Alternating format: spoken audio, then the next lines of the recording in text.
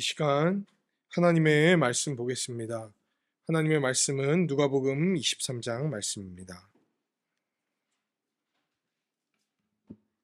하나님 말씀 누가복음 23장 26절에서 43절까지 말씀인데요. 오늘은 요 한 절반 정도만 좀 읽으려고 합니다. 그래서 26절부터 31절까지 우리 31절까지 같이 한 목소리로 읽도록 하겠습니다. 시작.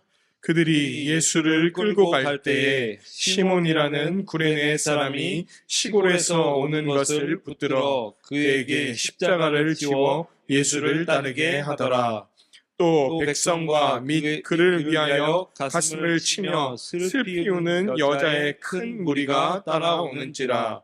예수께서 돌이켜 그들을 향하여 이르시되 예루살렘의 딸들아, 나를 위하여 울지 말고 너희와 너희 자녀를 위하여 울라. 보라, 날이 이르면 사람이 말하기를 잉태하지 못하는 이와 해산하지 못한 배와 먹이지 못한 젖이 복이 있다 하리라.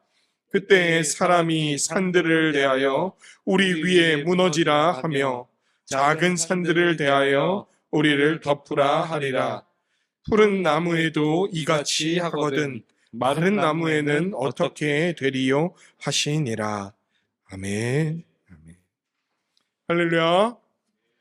네, 우리는 계속해서 누가복음의 말씀을 통하여 하나님의 구원 역사, 누가 이루시는 우리 주 예수 그리스도께서 이루시는 그 하나님의 놀라운 구원 역사에 대해서 함께 살펴보고 있습니다.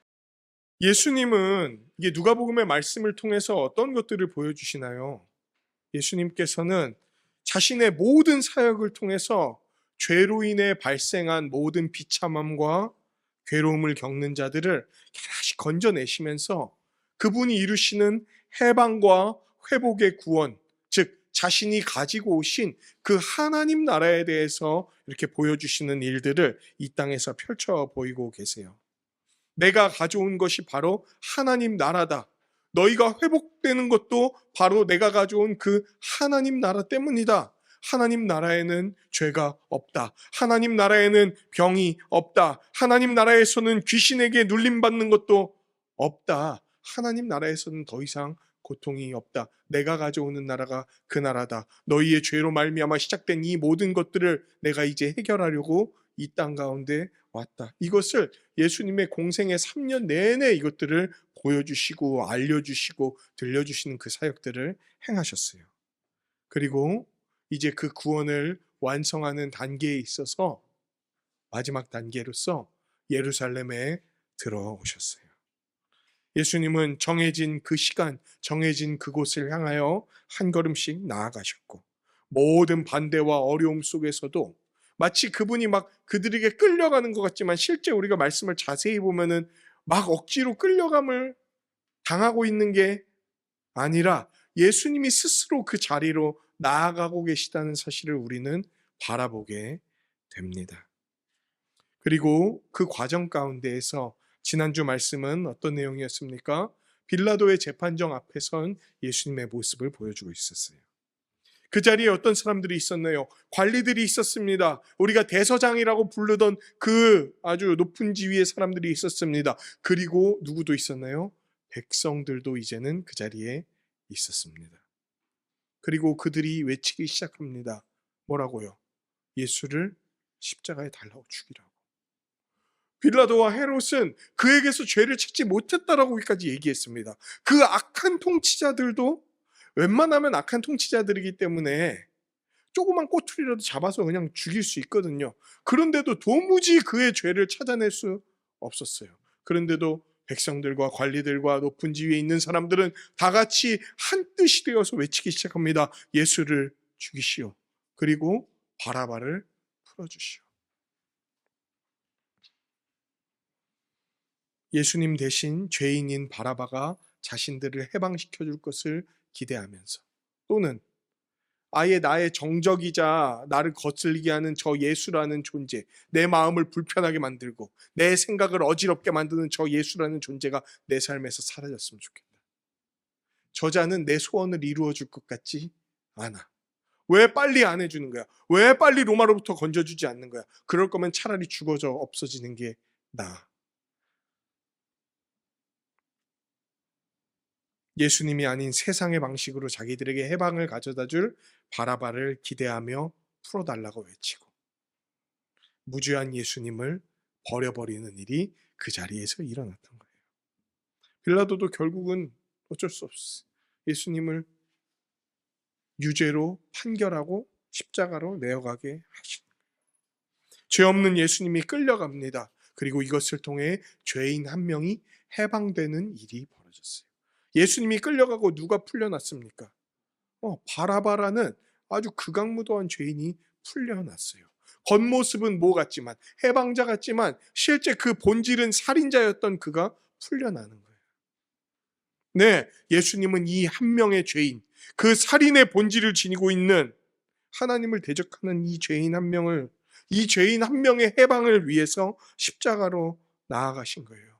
그리고 바라바를 택한, 그리고 바라바와 같이 되어버린 우리를 위해 그 십자가로 나아가고 계시다는 것을 우리는 지난주 말씀을 통해 바라봤습니다. 그리고 오늘 말씀이 이어져요. 그러니까 오늘 말씀은 무슨 사건 뒤에 바로 이어지는 거죠? 빌라도의 재판 사건 바로 직후에 이어지는 일입니다. 왜 제가 이 얘기를 하냐면요, 오늘 본문을 보면은 뭔가 되게 뜬금없는 얘기가 갑자기 나오는 것처럼 보이기 때문에 그래요. 그리고 봐도 무슨 얘기지? 왜 갑자기 이 얘기를 하는 거지? 라는 거를 잘 이해하기 위해서는 바로 앞에 사건이 어떤 사건이었는지를 이해하면서 이야기를 받아들일 때 이 말씀이 더 이해가 될 수 있다는 거예요. 재판 이후에 십자가로 끌려가시는 예수님, 그리고 그 끌려가는 과정 가운데에서 예수님 주변에 있는 사람들에 대한 이야기로 오늘과 다음 주의 말씀이 꽉 짜여져 있어요. 다음 주에도 끌려가시는 예수님 주변에서 어떤 사람들이 떠들어 제낍니다. 심지어 같이 못 박히는 강도들도 떠들어 제낍니다. 그 가운데에서 예수님이 이번 주 그리고 다음 주에 말씀을 하시거든요. 그 예수님 주변에 있는 자들과 예수님의 말씀을 통해 십자가의 참된 의미가 무엇인지 온전히 바라보고 또 규명하고 묵상할 수 있는 우리가 되기를 주님의 이름으로 간절히 축원합니다. 네, 오늘 본문을 좀 보도록 할게요. 26절 말씀입니다. 이제 재판정을 나온 예수님에 대해서 이제 군인들이 예수님을 끌고 가는 것 같아요.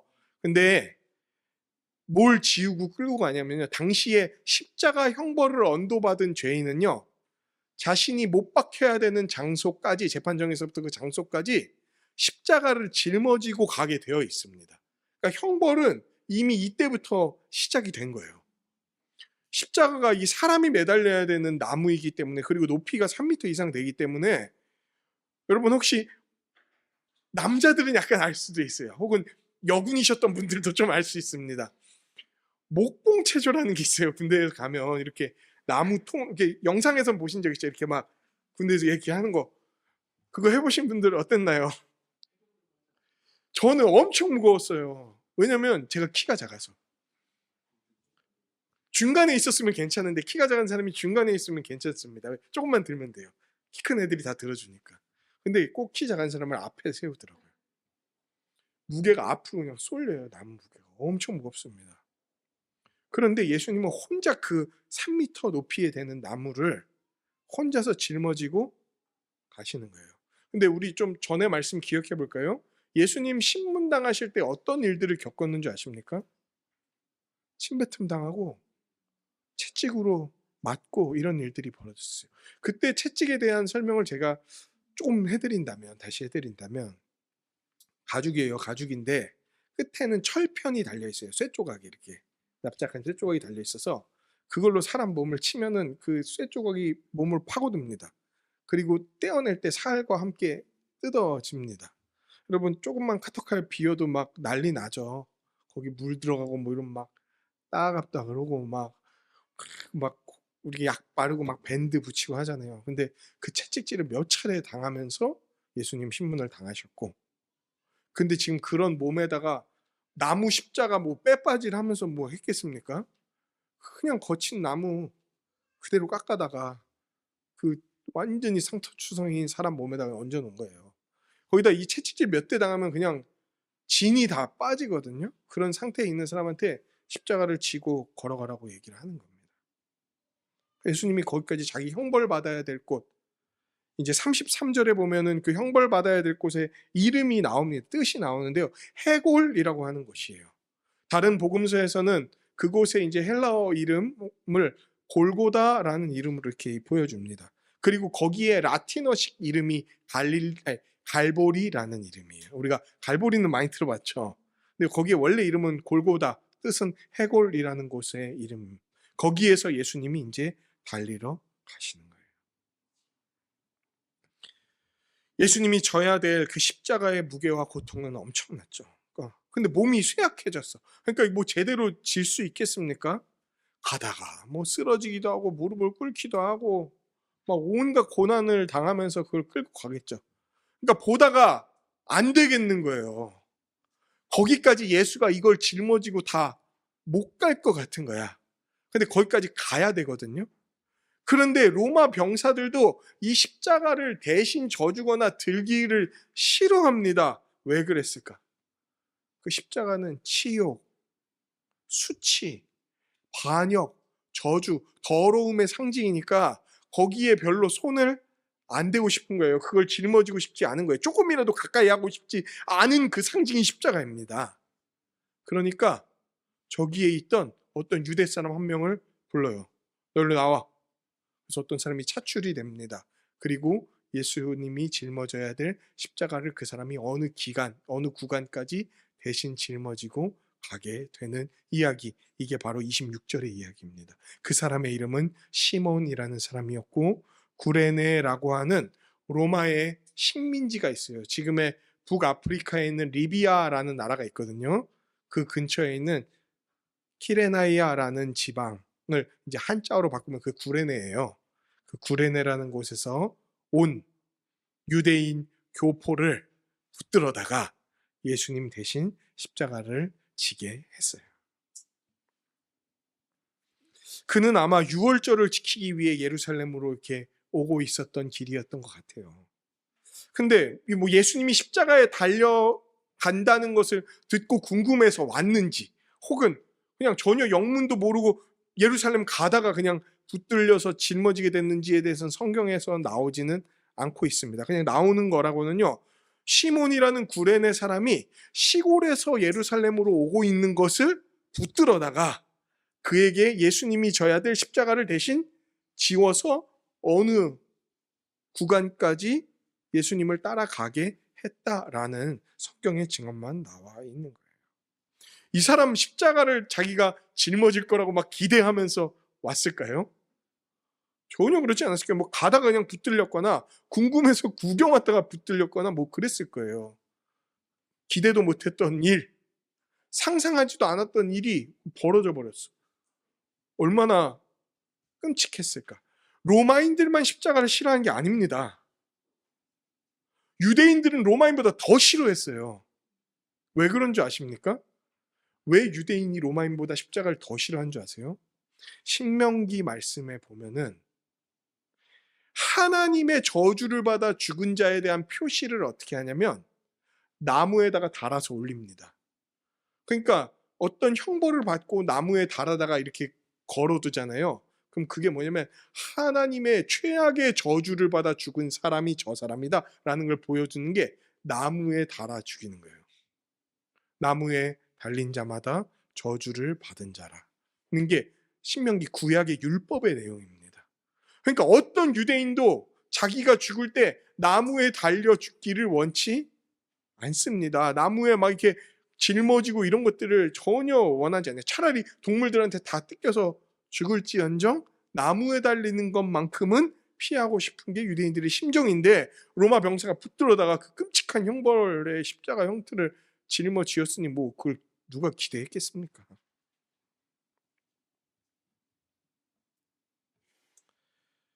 앞서서 모든 사람이 예수님을 죽이고 바라바를 풀어달라고 했어요. 그래서 예수님은 십자가에 못 박혀야 했습니다. 그런데 갑자기 시몬이 예수님 대신 십자가를 짊어지고 일정한 거리를 가야 했던 거예요. 십자가는 바라바에게서 예수님으로, 그리고 예수님에게서 다시 시몬에게로 전달이 된 거예요. 27절부터 31절까지 말씀입니다. 이어서 이제 또 다른 장면이 나와요. 십자가를 지고 가시는 예수님과 그 뒤를 따라가는 또 다른 사람들의 모습이 나타납니다. 그리고 그들에게 말씀을 전하시는 예수님의 모습이 나옵니다. 여러분, 지금 이 본문에서 이제 27절부터 나오는 본문에서 십자가를 짊어지고 가시는 예수님을 따라가는 두 부류의 사람이 나오고 있습니다. 한 부류가 있어요. 어떤 사람들이냐면요, 수많은 백성입니다. 여기 어디 목사님 수많은이 나옵니까? 원어로 보면 수많은이라는 표현을 생각할 수 있는 표현이 그 백성 앞에 달려 있습니다. 백성과, 수많은 백성과, 그리고 그를 위하여, 예수님을 위하여 가슴을 치며 슬피 우는 여자의 큰 무리, 이 두 부류가 예수님을 따라오고 있어요. 많은 백성이 십자가를 진 예수님 뒤에서 따라가고 있습니다. 누구일까요? 아마도 예루살렘에 살고 있었던 많은 사람들, 또는 예루살렘에 찾아온 수많은 순례자들이 예수님을 뒤따라가고 있었던 것 같아요. 이유에 대해서는 정확히 나오지 않습니다. 그런데 아마도 저자가 어떻게 될까라는 의구심을 갖고 따라갔던 것은 분명합니다. 그리고 그 뒤따라가던 사람의 많은 숫자는 예수를 죽이라고 했던 그 무리였을 가능성이 굉장히 높습니다. 그러니까 예수를 죽이라고 막 소리쳤고 그가 십자가 형벌을 받아 어떻게 죽게 될지를 궁금해하면서 이렇게 따라갔던 것 같아요. 또 한 부류가 있습니다. 어떤 부류죠? 예수님이 십자가를 짊어지고 가는 모습을 보면서 가슴을 치면서 슬피 우는 여자들의 큰 무리였어요. 단순히 당시 관습 때문에 이렇게 애도했던 건 아닌 것 같아요. 그냥 우리도 그런 문화가 있는 거 아시죠? 별로 안 슬퍼도 곡해주는 거 있잖아요. 어이야 뭐 이러고 아이고 아이고 막 이런 게 그 뭐죠? 우리 유교 풍습에 있지 않습니까? 유대에도 그런 풍습들이 있었어요. 그런데 여기서는 그런 것이 아니다라는 게 가슴을 치며 슬피 우는, 정말 애통해하는 그 모습을 통해 나타납니다. 예수님의 그 모습을 보면서 막 슬퍼갖고 눈물을 흘리며 소리치며 따라갔던 여인들이 있었던 것 같아요. 그리고 예수님은 그 여인들에게, 그리고 지금 여인들만 그 자리에 있었던 게 아니잖아요. 지금 누구랑 같이 있죠? 백성들과 같이 있지 않습니까? 그러니까 예수님이 여인들에게 얘기를 하는데요, 그 얘기를 여인들만 듣는 게 아니에요. 백성들도 같이 들을 수 있게 이제 예수님이 말씀하시기 시작합니다. 뭐라고 얘기하십니까? 예루살렘의 딸들아 라고 얘기를 시작했어요. 예루살렘의 딸들아. 예루살렘은 어디입니까? 이스라엘의 수도입니다. 이스라엘의 행정과 신앙의 중심지예요. 그리고 그 예루살렘의 딸이라는 표현을 통해 이 여인들이 누구를 대표한다고? 이스라엘을 대표하는 자들이라고 얘기하면서 말씀하고 계시는 거예요. 그러니까 여러분 생각해 보십시오. 예루살렘의 딸들아라고 하면서 그 여자들에게 하는 얘기는 곧 누구에게 하는 얘기냐면, 예루살렘이 이스라엘 전체를 대표한다면 예루살렘의 딸들에게 하는 얘기는 곧 이스라엘 전체에게 하는 말씀인 거예요. 뭐라고 이야기하십니까? 너희가 울어야 할 대상, 너희가 애도해야 될 그 대상이 잘못됐다는 거예요. 너희는 나의 마지막을 위해 울어야 되는 게 아니라 너희와 너희의 자녀들이 당할 어떤 날을 생각하면서 울어야 된다. 예수님이 얘기를 하고 계십니다. 내 죽음이 아니라 너희와 너희의 자녀가 당할 그 죽음을 위해서 애도해야 돼, 애통해야 돼.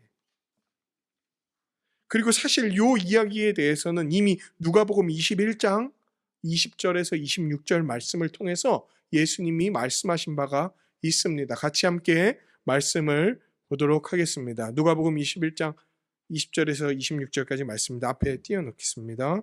같이 읽겠습니다. 시작. 너희가 예루살렘이 군대에게 에워싸이는 것을 보거든 그 멸망이 가까운 줄 알라. 그때 유대에 있는 자들은 산으로 도망할 것이며 성내에 있는 자들은 나갈 것이며 촌에 있는 자들은 그리로 들어가지 말지어다. 기록된 모든 것을 이루는 징벌의 날이니라.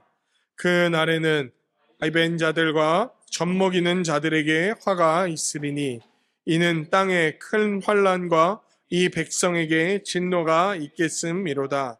그들이 칼날에 죽임을 당하며 모든 이방에 사로잡혀 가겠고 예루살렘은 이방인의 때가 차기까지 이방인들에게 밟히리라. 1월 성신에는 징조가 있겠고 땅에서는 민족들이 바다와 파도의 성난 소리로 인하여 혼란한 중에 곤고하리라. 사람들이 세상에 임할 일을 생각하고 무서워함으로 기절하리니 이는 하늘의 권능들이 흔들리게 했음이라. 아멘. 이 날은 어떤 날에 대한 이야기입니까? 예루살렘의 멸망과 그 예루살렘의 멸망으로 말미암아 시작될 마지막 날에 대한 일들이에요. 예수님이 말씀하시는 거예요. 내가 십자가에 달려 죽는 거 보면서 너희 슬퍼하지 마라. 너희가 슬퍼하고 두려워해야 될 날은 내가 죽는 날이 아니라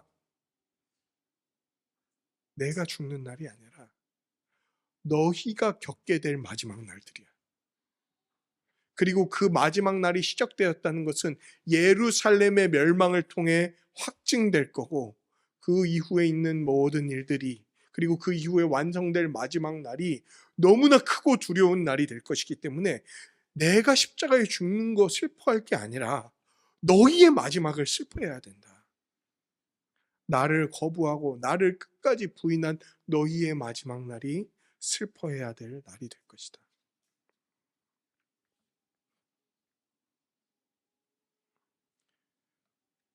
이게 되게 뭐라 그럴까요? 시적인 표현으로 그 마지막 날에 대한 두려움을 예수님이 말씀하세요. 그때가 되면 차라리 잉태하지 못한 게 더 나았다고 얘기하는 것이다. 그러니까 뱃속에 아예 내가 태어나지 않았던 게, 해산하지 않았던 게 더 나았다고 얘기할 것이다. 먹이지 못한 젖이 있다고, 아직 태어나지 않았기 때문에 먹이지 못했어. 그 상태가 더 나았다고 얘기할 거다. 왜? 너희에게 그날이 오면. 차라리 산들이 우리 위에 무너져 내리는 게, 작은 산들이 우리를 가르이 덮쳐버리는 게 더 나았다고 얘기할 날이 올 것이기 때문에 너희는 나를 위해 울지 말고 너희와 너희 자녀를 위해 슬피 울어라. 예수님은 이렇게 말씀하고 계시는 거예요. 도대체 어떤 날들이길래, 그리고 이 날이 십자가와 무슨 상관이 있길래 예수님은 이렇게 얘기를 하시는 걸까? 31절 말씀입니다. 푸른 나무에도 이같이 하거든 마른 나무에는 어떻게 되리요? 푸른 나무에도 이같이 하거든 마른 나무에는 어떻게 되리요? 이게 무슨 얘기일까요?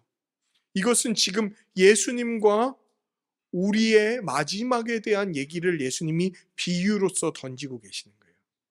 푸른 나무는 누구입니까? 예수님 자신입니다.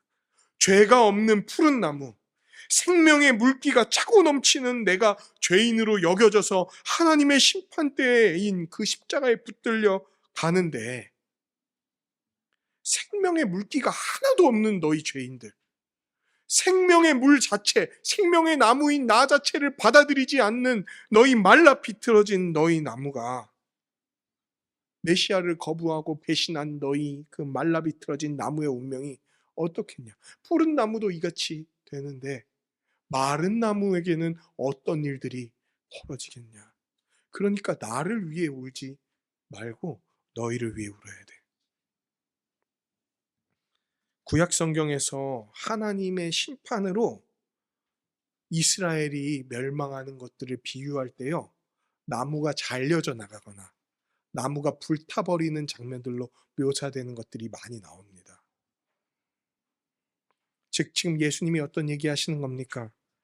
하나님의 심판으로 말미암을 그 이스라엘의 마지막, 하나님을 부인한 그 이스라엘의 멸망에 대해서 안타까워하면서 슬퍼하고 계시는 거예요. 무죄한 내가 십자가로 나아가는데 죄인인 너희, 나를 거부한 너희의 운명은 어떠하겠냐. 오늘의 본문이 이런 내용이었어요. 오늘의 본문이 이런 내용이었어요.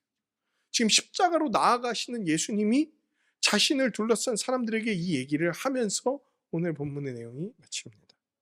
묵상과 적용.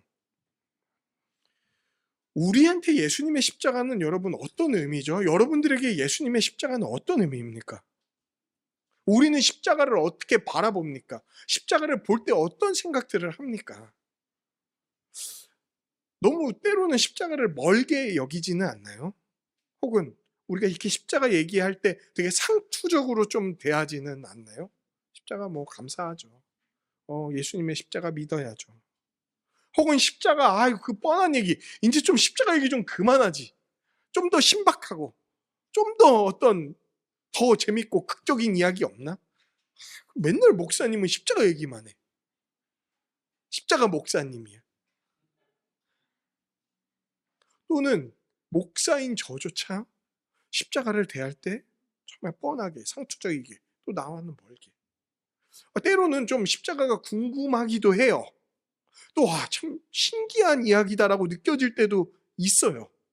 또 십자가 얘기를 보니까 너무 슬퍼. 예수님이 막 이렇게, 아까 예수님이 그 십자가에 달리는 그 장면들을 우리가 묘사하고 상상해 볼 때 어떤 생각이 들었나요? 얼마나 고되셨을까? 얼마나 아프셨을까? 얼마나 괴로우셨을까? 근데 여러분, 제가 지금 말한 모든 느낌들의 공통점이 뭔지 아십니까? 그 모든 얘기의 공통점은요, 십자가가 나와는 크게 상관없는 제3자의 이야기로 십자가의 내용을 받아들이는 거예요. 얼마나 아플까? 얼마나 괴로울까? 참 신기하다. 좀 궁금하네. 너무 상투적이야. 너무 뻔해. 평면적이야. 너무 그냥 뭐 그런, 다 나와는 크게 상관이 없는, 나와는 거리가 먼 제3자에 대한 이야기로 십자가를 받아들이고 있는 모습들이 이 모든 것의 공통점입니다. 오늘 본문에서 예수님을 보면서 슬피 울며 가슴을 치던 여자들 있죠? 그 여자들에게 예수님이 뭐라고 얘기하셨습니까? 십자가를 짊어지고 가는 걸 보면서 울고 있었어요. 그 여자들은 진심으로 울고 있었다고요. 그러니까 진심으로 반응하고 있었는데도 예수님이 뭐라고 하시는 줄 아십니까? 내가 아닌 너희와 너희의 자녀를 위해 울라는 거예요. 왠지 아세요? 예수님이 지금 짊어지고 있는 십자가는요, 원래 예수님께 아니라 그 예수님을 부인한 예루살렘, 그리고 그 예루살렘을 위시한 이스라엘, 그리고 그 이스라엘과 같이 예수님을 부인하고 거부한 우리들의 십자가이기 때문에 그래요. 왜 내 십자가, 내가 짊어지고 있는 십자가를 너희의 것이라고 생각하지 않냐는 거예요. 여기에 달려서 그 내가 받아야 될 모든 형벌을 받아야 될 게 너인데 왜 두려움 없이 나만을 위해 슬퍼하냐? 이 얘기를 던지고 계시는 거예요. 너희가 슬퍼할 게 아니야. 왜? 이 자리가 곧 너희의 자리가 될 거야. 너희가 달리게 될 거야.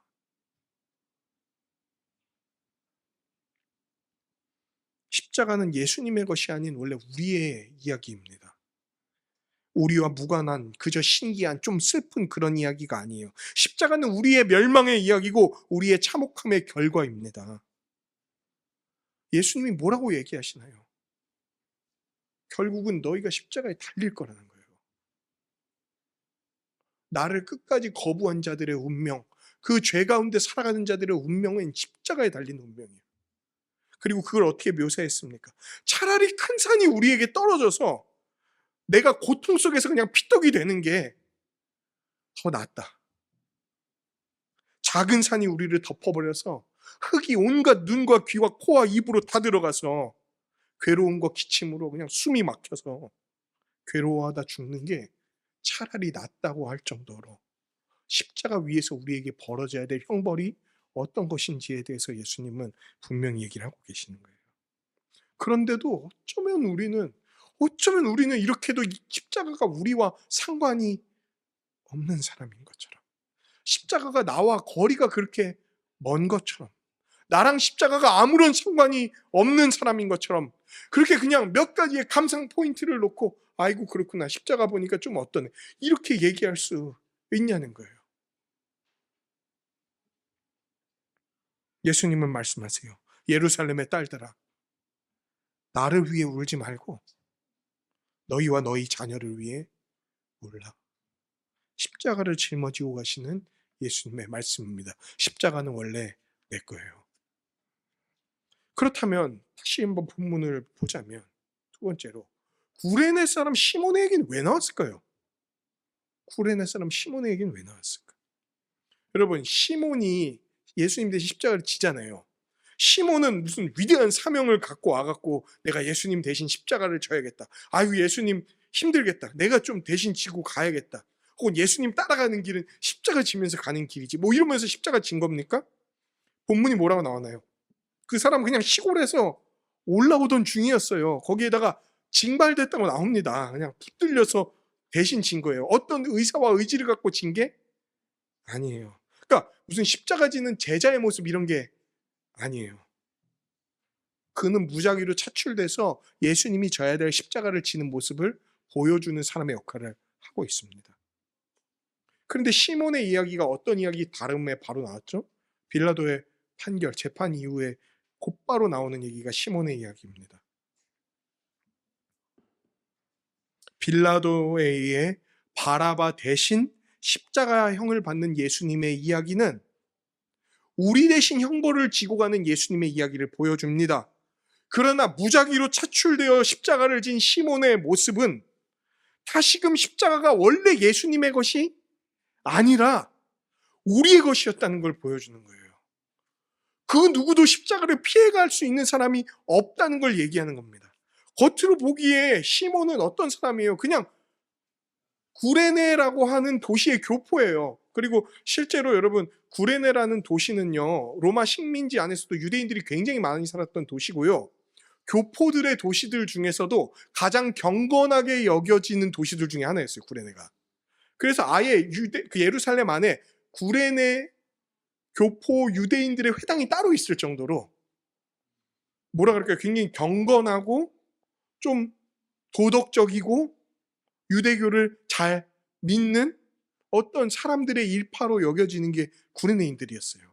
그러니까 구레네 출신의 시골에서 온 시몬, 이 사람은 겉으로 봤을 때 어떤 죄도 없어 보이고 그냥 아주 평범하고 그 어떤 십자가를 져야 될 만한 이유가 보이지 않는 사람이었음에도 차출돼서 십자가를 지는 모습을 보이는 거예요.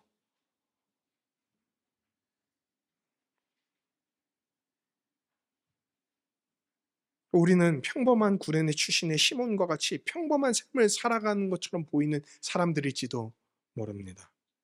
하지만 우리의 본질, 우리의 마음, 우리의 지향성, 우리의 방향은 하나님을 거역하고 내 마음대로 살기를 원하는 그 아담의 성질, 그 가인의 특징,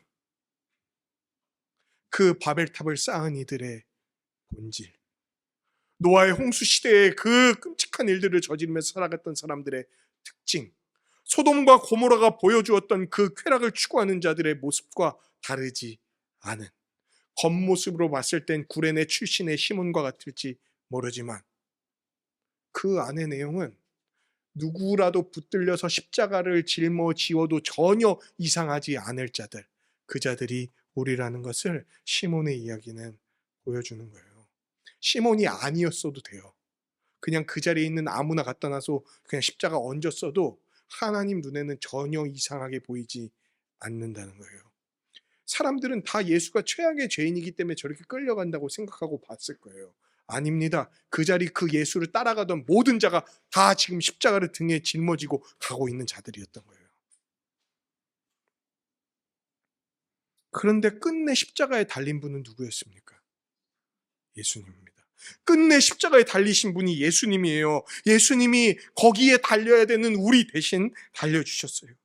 33절에 예수님이 달리신 장소의 이름이 나오죠. 해골이라고 하는 죽음을 상징하는 그곳에 예수님은 달리셨습니다. 그리고 그곳에서 우리의 영원한 죄, 우리의 영원한 죽음의 형벌을 다 받아내신 것, 그것이 우리의 예수님이세요. 그게 예수님이 십자가를 짊어지고 이루신 우리의 구원입니다. 마지막으로 세 번째 적용. 우리는 이렇게 시몬이 예수님 대신 십자가를 짊어지고 가는 장면을 통해 또 다른 것들을 알 수 있습니다. 바로 예수님이 누구로서 십자가에 달렸다는 거냐면요, 완전한 사람으로서 십자가에 달리셨다는 그 사실을 우리는 바라볼 수 있어요. 여러분, 가끔 우리가 십자가에 대해서 생각할 때 예수님이 그 십자가를 너끈히 지셨지 이런 생각들을 하는 경우들이 있어요. 그분은 하나님이잖아. 뭐 그게 그렇게 괴롭고 힘든 거야. 뭐 그게 어려운 거야. 그냥 하나님이니까 하나님 자기가 내린 형벌 그냥 다 받으면 되지. 그게 뭐 그렇게 감사할 만한 거야. 예수님은 아무것도 아닌 것처럼 십자가 진 게 아니에요. 하나도 힘들고 고통스럽지도 않고 괴롭지도 않은 뜻에 그냥 연기하는 게 아니란 말이에요. 우리가 시몬이 예수님 대신 십자가 지는 장면을 통해 우리는 뭘 알 수 있냐면 예수님이 완전한 사람으로서 이 십자가를 지셨다는 사실을 볼 수가 있습니다. 예수님이 사람이 아니셨다면 힘들어하거나 누가 대신 짊어져줘야 되거나 이런 게 하나도 없는 거예요. 근데 그분이 완전한 사람으로서 이걸 감내해야 되니까 그분도 너무 괴로운 거야. 몸도 괴롭고 마음도 괴롭고 영혼도 괴롭고 속된 말로 막 미치겠고 답답하고. 생각해 보세요.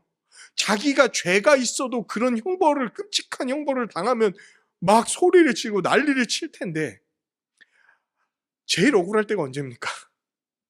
내가 아무 잘못이 없는데 어떤 것들을 조금 당하면 막 미치고 팔짝 뛰지 않습니까? 근데 그분은 아무 죄가 없으신 그분이 우리 모든 이의 죄를 대신 담당하는 형벌을 받아내셔야 되니까. 그것도 완전한 인간으로서, 쇠약해진 몸으로서 십자가를 짊어지고 가기조차 어려워하는 그 모습은 그분이 완전한 사람으로 오셨음을 보여줘요.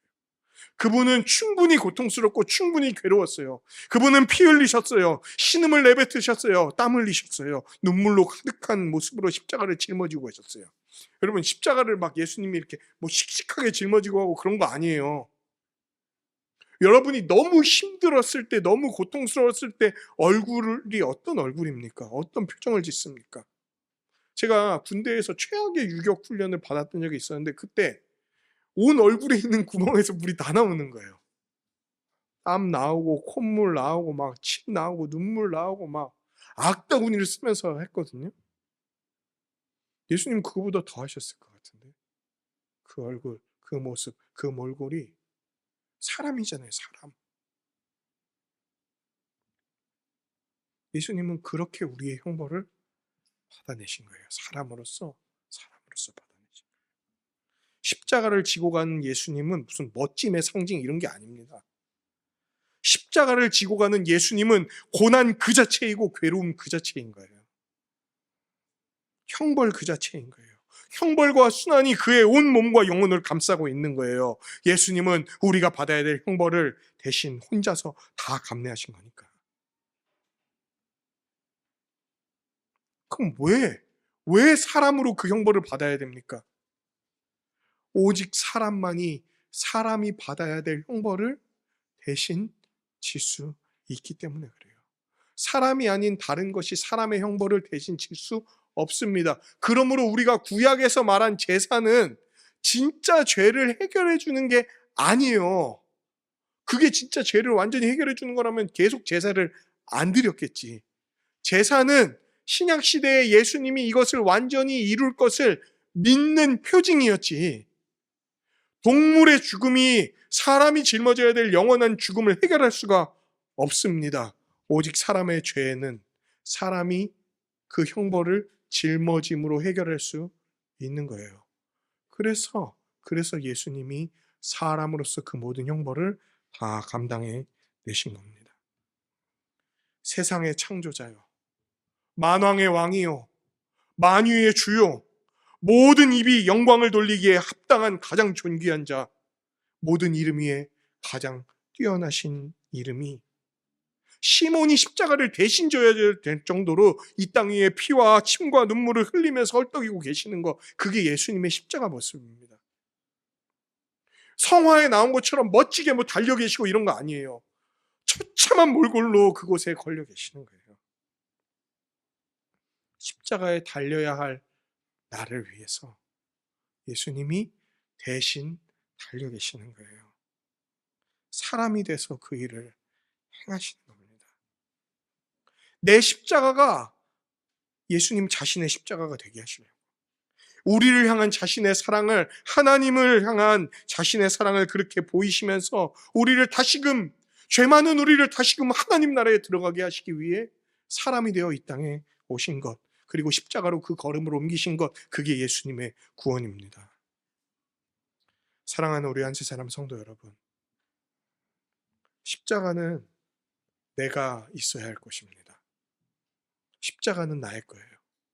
처참함과 고통은 나의 몫입니다. 내 거예요. 그런데 복음이 주어진 거예요. 나의 것을 예수님이 대신 가져가 주시겠대요. 내가 달려야 할 그곳에 예수님이 대신 달려주시겠대요. 나를 위해 울어야 마땅한 내 인생을 위해서 가장 높은 곳에서 마땅히 영광 받으셔야 될 분이 가장 낮은 곳에 오셔서 나를 위해 헐떡이고 계시는 거예요. 내 십자가를 예수님이 지셨다는 것이 여러분의 눈앞에 환하게 보입니까? 내 십자가를 예수님이 대신 지시고 오르시는 그 모습이 믿어지십니까? 참혹한 영광이 여기에 있고 숭고한 고통이 여기에 있습니다. 복음의 영광으로 우리를 살리신 거예요. 그리고 복음으로 그 십자가로 살리신 우리를 교회라고 불러주십니다. 그러므로 십자가로 탄생한 우리 한세사람 교회가 날마다 예수님의 영광, 하나님의 사랑이 서려져 있는 그 십자가 복음을 온전히 알아가고 함께 배워가고 마땅히 그것들을 향하여 함께 뛰어들고 살아가고 그 십자가의 모든 공로를 함께 누리는 그런 우리 교회가 되기를 주님의 이름으로 간절히 축원합니다.